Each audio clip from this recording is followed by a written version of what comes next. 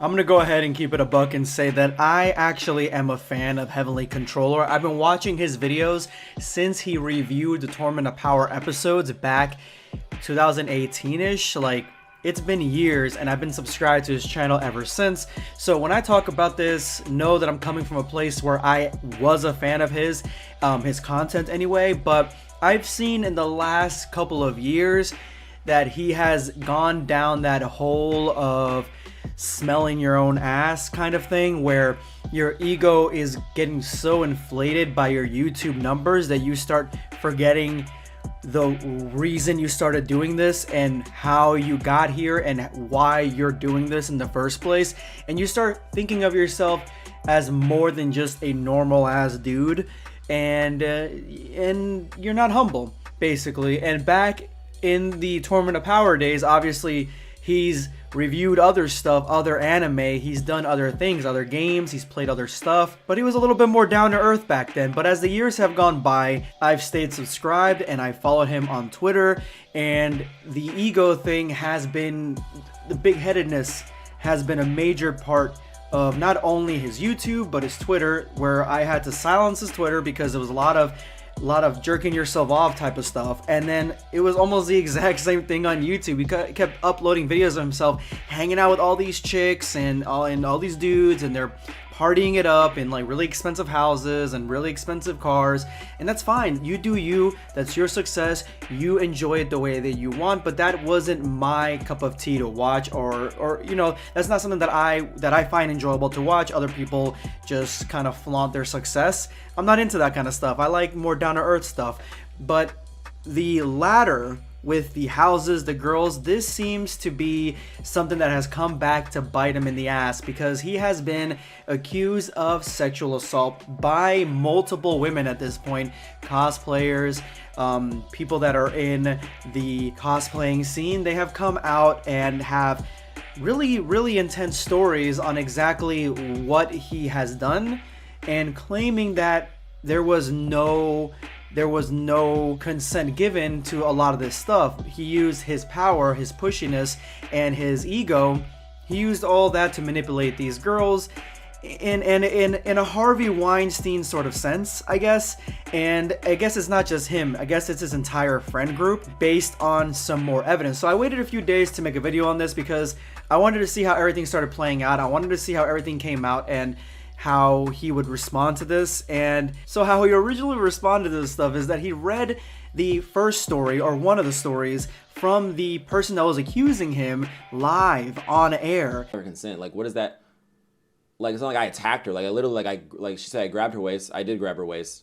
And then, as she said, she eventually, like I grabbed her waist, and then, like, we were like that for a minute. And she wasn't, like, pushing away or anything like that. But then eventually she did, and like that whole instance only like lasted for maybe like we just had like a normal conversation or whatever.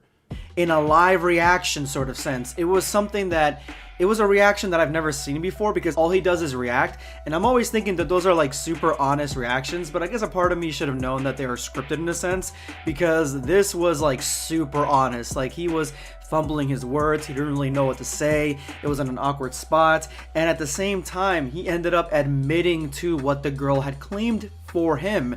He snitched on himself. He made it worse. Instead of lawyering it up and having it be dealt by the courts or whatever the case might be, he confessed to what he was doing, and then more girls came out, and the stories were all really oddly similar. So it's almost like a pattern of behavior at that point.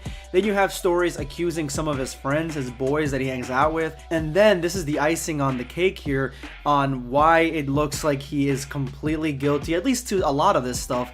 And it's his boy, Long Beach Griffey. Now, Long Beach Griffey is a popular, I've seen him more on TikTok, but he's on YouTube too, obviously. He does little skits or whatever, but he is controversial. But he came out in a Spaces on Twitter, and this is what he had to say. And y'all not gonna want to hear it, but let's hold victims accountable that do not verbally tell men no. Hold victims accountable to their action in what happened. It was like the most crazy thing, so crazy that Afro Senju actually came out with a Twitch stream as well, talking about these allegations and how bizarre and crazy they are, and how like they're just sweeping it under the rug, normalizing it. This dude in Long Beach, he actually confirmed live on air that Heavenly was being creepy. He was pushing hard. He confirmed other stuff, that Heavenly does these sort of things. He doesn't have social cues. And at the same time, he said this stuff like they should be held accountable for their actions.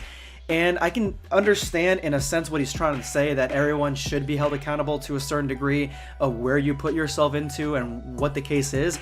But I would not victim blame here. I would blame the dude that's being a weirdo. So that's where I stand on it, and that's where I'm staying on it.